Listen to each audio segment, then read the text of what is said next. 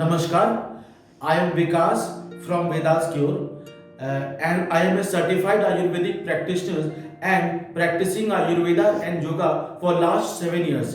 Based on my experience in Ayurveda and Yoga practices on the occasion of International Day of Yoga, I would like to share some insightful information with you.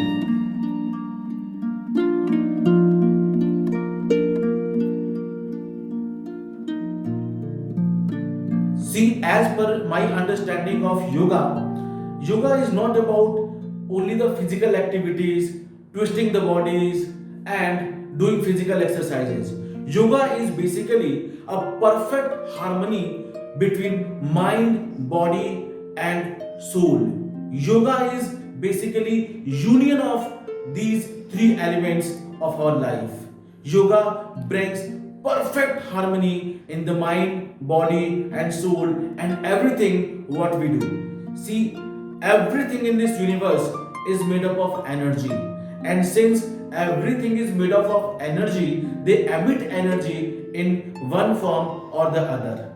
We are in constant transaction with this energy of the universe, and yoga brings stillness, perfection, and harmony in these energies. So we at Vedas Cure have been suggesting and advising different kind of yoga practices for different kind of people, since we believe that one common kind of yogic practices cannot be applied with everyone, since our Vat, Pitta and Kapha, these three dosh are different in different bodies. So based on the symptoms and based on the diseases and based on the objective, the yogic practices have been classified into different categories. For example, there are different yogic practices for the children of the age group between 3 to 8 years.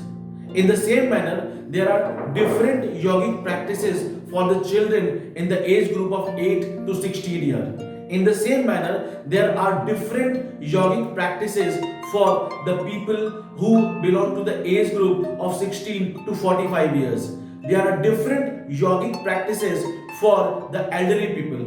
In the same manner, there are different yoga practices that we suggest for women. And among the women themselves, there are different yoga practices that we suggest for pregnant women. Some different steps are suggested for the lactating woman. So, based on the age, based on the diseases, based on the demography, we suggest different kind of yoga practices to different people.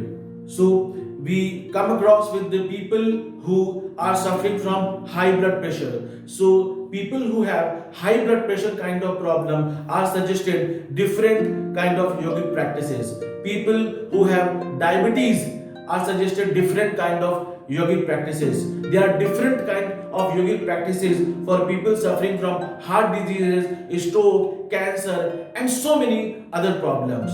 But all these yogic practices have 7 steps that we have developed over a period of time. So now I will elaborate all the 7 steps that we follow for different kind of yogic practices, which are primarily advised on the basis of symptoms and diseases.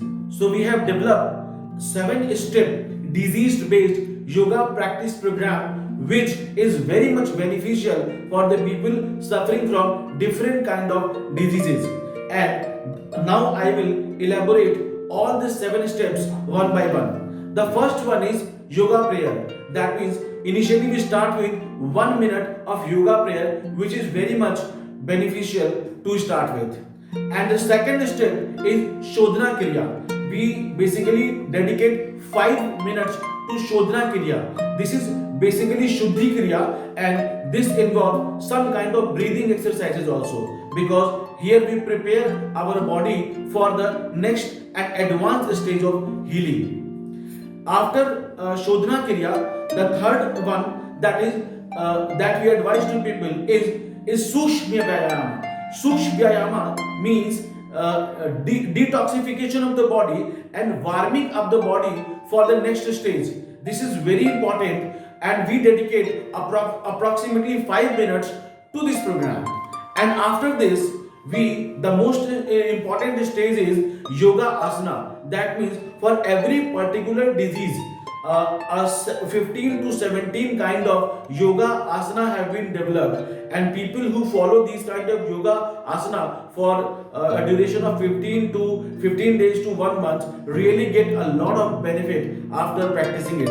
After 15 minutes of yoga asana, we do some pranayam, and 5 minutes are dedicated to pranayam. After pranayam, the next stage comes to relaxation. That means the mind, body, and soul are completely in relaxed state, and we dedicate 5 minutes to relaxation, and then the last 5 minutes are dedicated to the last stage of this program, that is dhyana meditation. That means mindful meditation is done by all the practitioners, which is very much beneficial for the people suffering from any particular disease.